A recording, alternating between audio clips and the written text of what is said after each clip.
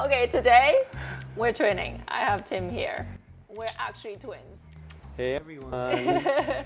So we're gonna talk about, well, some personal question and some deep question about your life.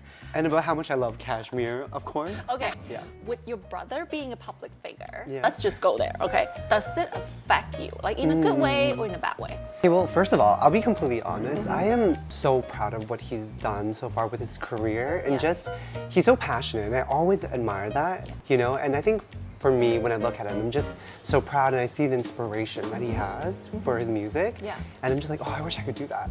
Maybe not music. I'm not like musically He's a good gifted like singer. him. Maybe I'll sing later. We'll see. But the thing is, for me, I want to say I'm very proud of him. But our schedules generally don't overlap. Like he obviously has his own obligations. And then for me, I'm a content creator, I'm a social media digital marketer. So on a day-to-day basis, I go to my meetings, I do my video and photo shoots. So we rarely do overlap, right? The only thing I think that does affect me is because we are twins. I get that a lot where people are like, oh, are you Jay? Are you Fung-Discover? Yeah. And I think sometimes it could be a little bit inconvenient in that sense, right? Because obviously I'm not him. I don't want people to think that, you know, I'm being rude or, I'm not saying hi.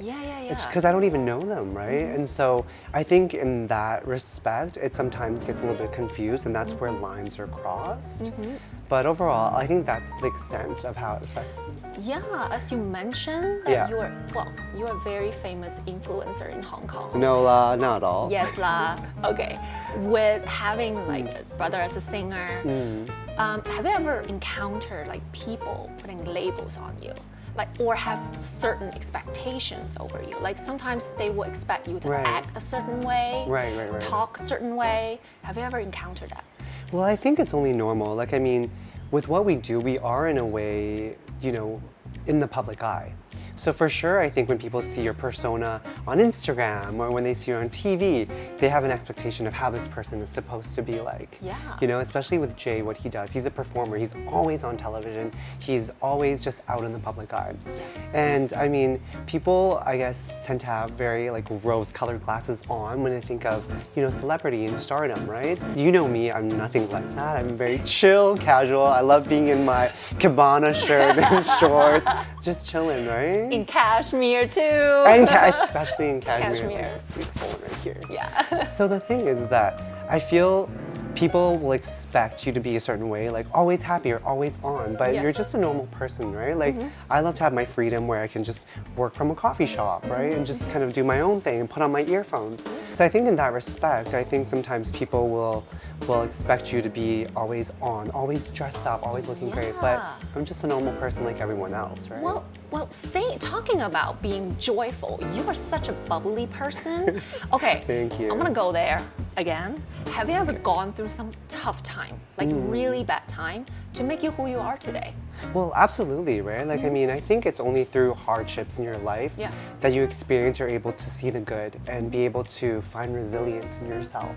So for me, being, you know, social media digital marketer, I do consultancy, so I do freelance work, and a lot of the times you face a lot of rejection, whether it's presenting an idea to a client or winning a business, or pitching a business and not winning, for instance. So I mean, with that, you're able to develop a thicker skin and be able to come out of it in a positive way where I'm able to be more grateful with my clients. So whether I'm pitching an idea to a client or winning business, sometimes you're gonna face rejection. Actually, a lot of the time, but it's about how you are able to pick yourself up and move on and be resilient. Exactly. That shows character. And so for me, I think for me, because I've gone through all these rejections in my life, I'm able to say, you know what? I can choose to think negatively and sulk in my own sadness, or choose the other way around, which is to pick myself up, do better, be better, and improve. And that's why I would say, you know, I am a happy person in general. I'm always optimistic, and I choose to be optimistic. And in life, it's not like every day you wake up and be like, everything's gonna be perfect, because nothing always pans out perfectly. but it's about saying, I choose to be happy. I choose to put on my clothes and get out of the house and do something about it and, fight for my career and just be happy. Yeah. So I think everyone, if they can do that, they should totally choose happiness. Speaking of, when do you feel most confident or sexy? Like, I don't know. Sassy. Sassy. Ooh, that's a good one. Yeah, I don't know if sexy is the right word, but I think confident is more of a frame of mind. So I think I feel most confident when I am all dressed up, in my nice suit jacket and going to an event. When I say frame of mind, what am I talking about, right? It's really about switching on.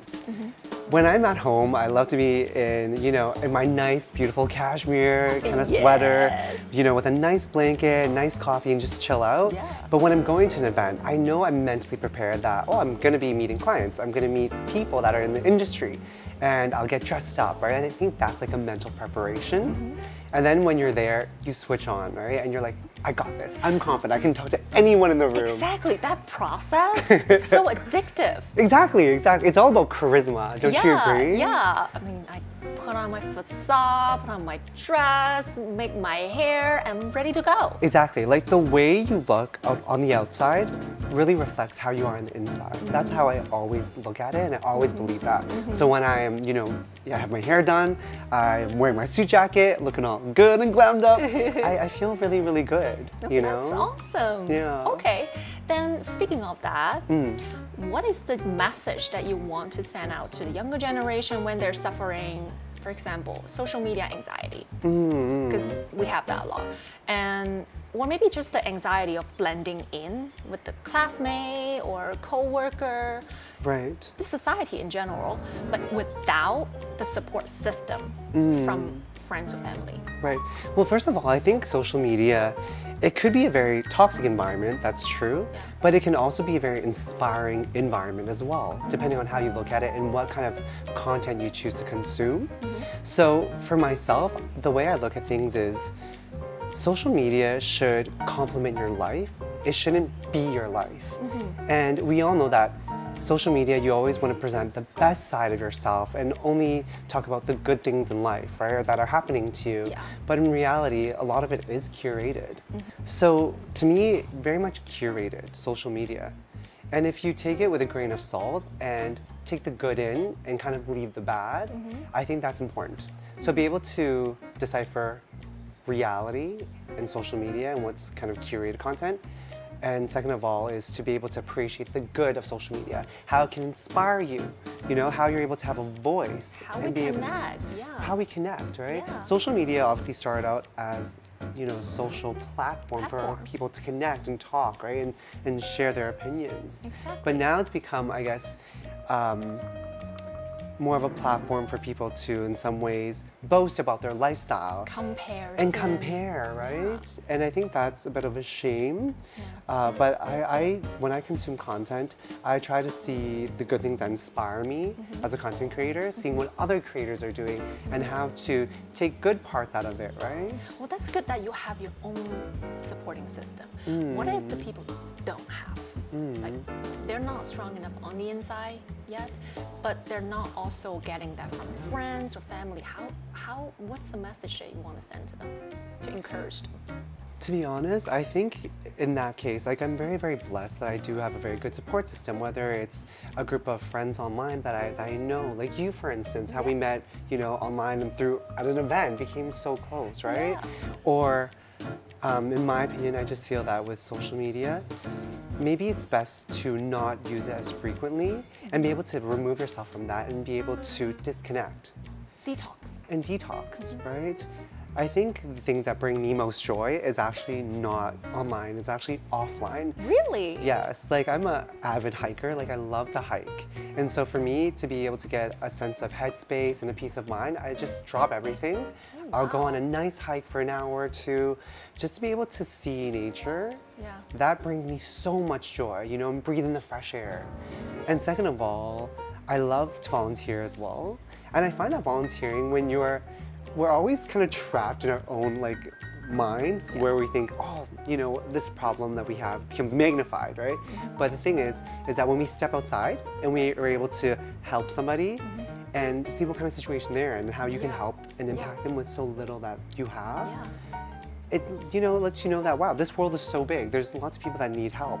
Your problem is only very minuscule compared to what other people are actually going through. Yeah, exactly. You're not alone, right? So absolutely. When you're helping those people, like, what is the most difficult situation that you face when you're helping, when you're doing volunteer? So one thing I love to do are charity walks, which is going to a certain area within Hong Kong, right, where, you know, a lot of the homeless are, and being able to provide them with supplies, with a bit of food or snacks, right?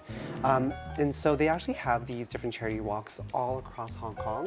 So I love to go to a certain area and just give maybe an hour or 2 hours of my time to help out.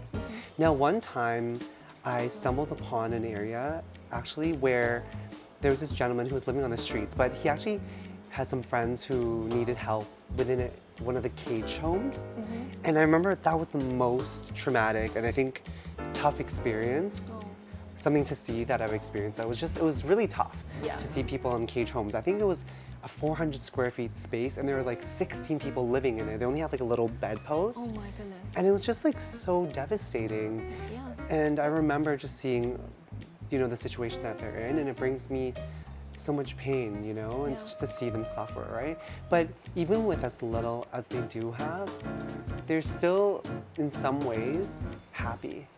You know, to be able to exist and to live and to be able to, you know, be in this world. Be a survivor, right? Exactly. They're survivors, exactly. And I think, that was definitely the toughest thing I saw, but also the most enlightening and made me realize how I can help these people and also how grateful I am for my own life. Exactly. Well, thank you so much. No, thank you. Hey guys, I'm Tim, and I want you to discover your Cashmere voice.